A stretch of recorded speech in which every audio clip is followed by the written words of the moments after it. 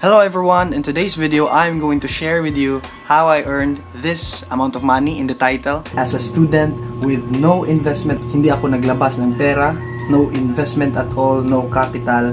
So in today's video, I'm going to share that with you. Stay tuned for that. Just a quick disclaimer guys, this is purely based on my experience and not to brag with my earnings. Just to let you know na may ganito parang mga opportunities online. So without further ado, let's get into the intro. Wala pa lang intro. For a proof lang po, I will be showing my proof of income somewhere in the screen so that it will be more legit and I will be credible to share my experience with you. So, ang tinutukoy ko po na work ay what we call freelancing. It might be new to you, but some of you there might be familiar already with this type of work. So, if I define freelancing in my own terms, I would define it as time and your expertise or your skills in exchange for money. So, yung time mo, yung skills or expertise mo is tinitrade mo or sinaswap mo for money. Alright, for how I started in the age of 16. I'm currently 18 right now. I started 16 because, you know, yung pandemic and lots of us were quarantined and like yung feeling na wala kang ginagawa, yung feeling na yung time mo ay parang hindi productive, ganun. Like, what if kaya I'll find some side hustle or like work online or something to work on that I can earn some income so that I can help, like, yun ang mindset ko noon, like, you can help your parents or you can support your wants in life, yung gusto mong bumili ng mga shirts, sapatos, like, in your own money lang. So, moving on from that, like pumunta ako sa YouTube, like nag-search ako ng how to make money. So I've discovered a lot of channels and they've helped me a lot with my journey in my freelancing career. So I've started with this kind of work without any investment, without paying any course or to learn this type of skill. Like purely I got my experience from YouTube itself and other resources in Google. My journey on this is I've started in a freelancing platform called Fiverr.com and I've posted my first gig there, and 2 months after upon posting my gig, it's like I got a client, we've made our conversation there, and that specific order is only $20. And nakita mo ba yung mga YouTube channel logo, YouTube banner? That service I do offer in Fiverr. Yung sineset up ko yung mga YouTube channel, YouTube name, that kind of stuff. Yun ang in-offer ko na service sa kanya. I've set up his channel and in return, he paid me $20. And at that time, it was very happy in my side because, you know, first time income online. But Fiverr took 20% cut on the rate. But I wasn't sad because it's not that big. Still, it's my first income. I was very happy. Alright, tama sa mga story time dyan. Without further ado, I will be sharing with you steps on how you can potentially start with freelancing career online. How to start freelancing. Alright. So what is freelancing? So, na-define na natin kanina in my own terms na you are simply trading or you are simply swapping your time and your skills for money. You are trading your time and your skills, your expertise for money. Number 1 is getting the right equipment. Get the right equipment, guys. So sa freelancing it's not a quick scheme or quick money scheme. Like if you want freelancing today, you can dive into freelancing, then you can make money right after watching this video. It's not like that. Here in freelancing, it requires a lot of hard work, guys. Sa katunayan nga, it took me around 3 months to get my first dollar online, and it also took me around 1 year to get a sustainable income, like yung maintain talaga na monthly ang income. It took me 1 year to build that. It requires hard work here. And this question is quite common. Can you do freelancing on a smartphone? And my quick answer for that is no, because a lot of clients requires, or a lot of works or jobs online requires certain softwares wherein smartphones can't have or can't run, and only computers can run those softwares. Just like, for example, very common na software, Hubstuff or time tracker tools online. So those are some tools that you will be using when you are in the freelancing space na, and smartphones can't do those things. I would recommend, before ka dive sa freelancing world, I would recommend that you get a laptop or a decent computer, or even an old computer would do. Step 2 would be to define your services and what you're offering to clients. So I have here a list of different jobs you can choose from, or maybe some of you already chose one. So we have here the graphic design, yung hilig gumawa ng mga designs dyan, like mga Instagram post, mga flyers, mga posters, then graphics and designs is for you. Digital marketing, yung mga may degree dyan sa marketing or yung hilig mag-market ng mga products dyan, then digital marketing is for you.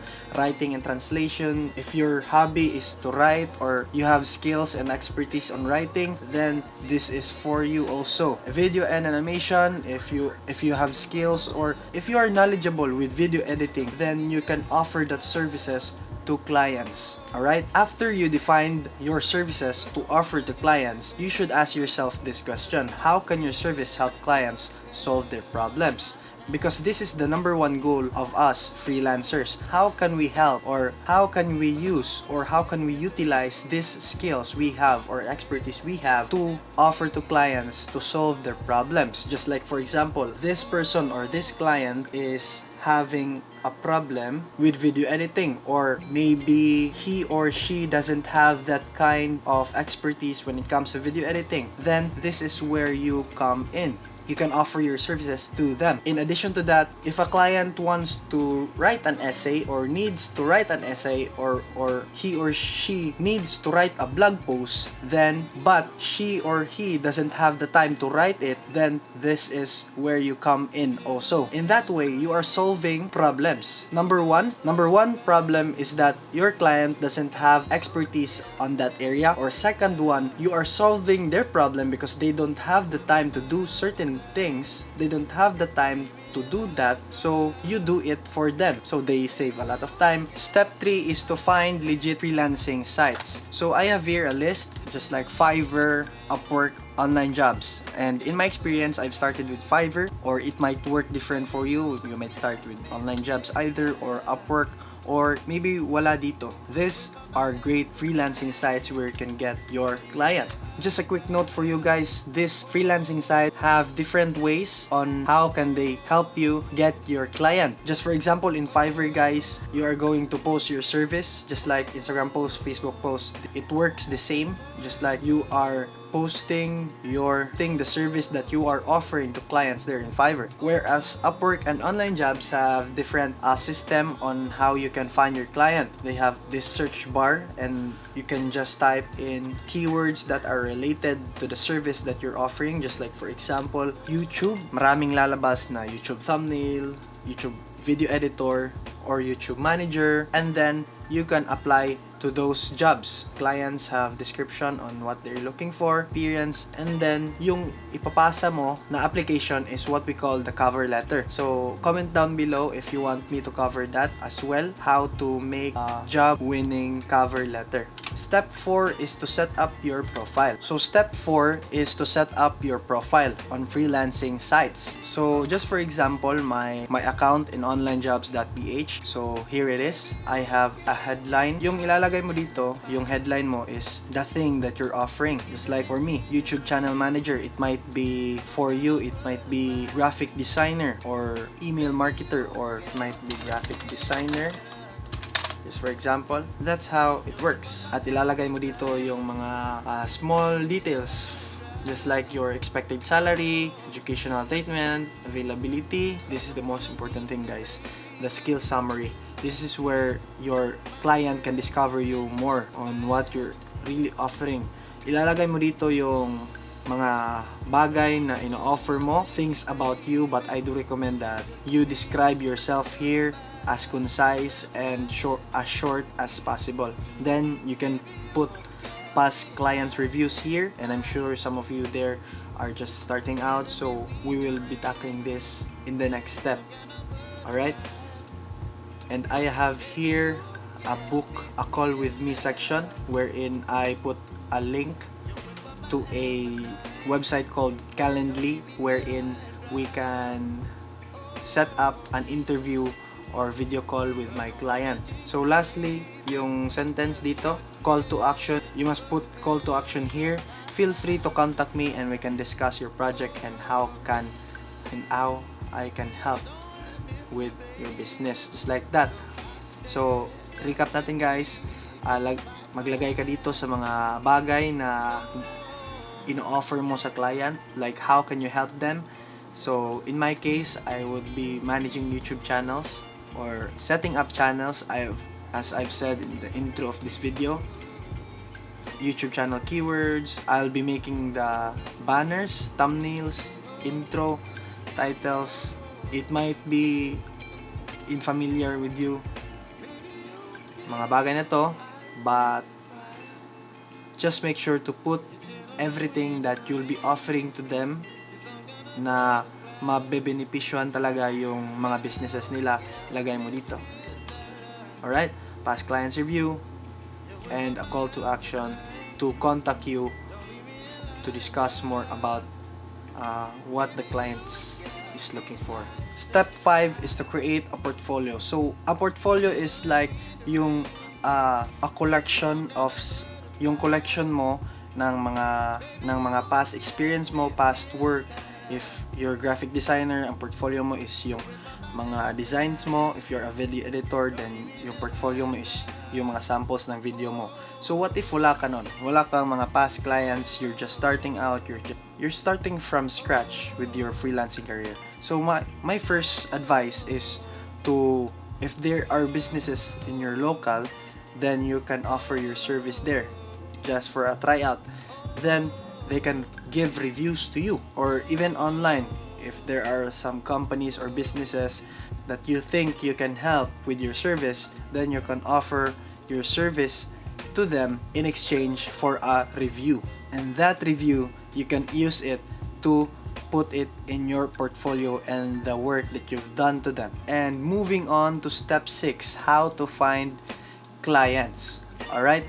So syempre, of course, first is freelancing sites. This is the primary and main source of clients, the freelancing sites. Alright? And second one is Facebook groups. So, paano natin ma-utilize ang Facebook groups to find clients? Simple lang. If you're a graphic designer or video editor, just like, let's say, you're a graphic designer, you can find specific Facebook groups on specific niches or topics. Just like, for example, you'll find Facebook groups related to beauty or makeup. Alright? You can join that group and tell them what you're offering to them that can or that might help their businesses. Just like, for example, you're a graphic designer. You can say to them, hello, good day. I saw your business and it's been growing a lot. I just want to ask if you are looking for a graphic designer. Then state mo yung mga benefits of having a graphic designer or a good graphics on their social media. Or you can do posters for them, flyers to promote their businesses, just like that. Second example, let's say you're a video editor. You can join Facebook groups of YouTubers. Then you can reach out to different people there in the Facebook groups and you can offer your video editing services, just like that. That's how finding clients in Facebook groups works. Third one is forums. We know that forums is a Q&A sites, just like Quora and Reddit Q&A. So let's say a person put a question in Quora how to do video editing. Then you can solve their problem by offering your services. You can message them by any chance. If you want me to offer you a service of video editing, then I can help you with a very affordable price, just like that. The fourth one is cold calling companies. Cold calling companies. It might be unfamiliar for you now, but some of you might familiar already with the cold calling. It's just like you are emailing businesses and making them aware with your service. If you want me to dig deeper with these methods of finding clients, just comment down below. I'll make a video right away for you to watch. Last is Instagram. You can find clients through DMs. You know na, I've stated a lot of examples a while ago. na you can reach out to businesses. You can find businesses in Instagram and DM them and making them aware you are offering this kind of service, and how can you help their businesses to grow further. And you can make a story in Instagram that you're offering this kind of service, and potentially some people would look, and potentially people might need your services, and potentially hire you as their freelancer. And that's it for today, guys. Hope you find this video helpful, and if you did, consider liking this video and subscribing to my channel for more videos like this, and see you in the next video.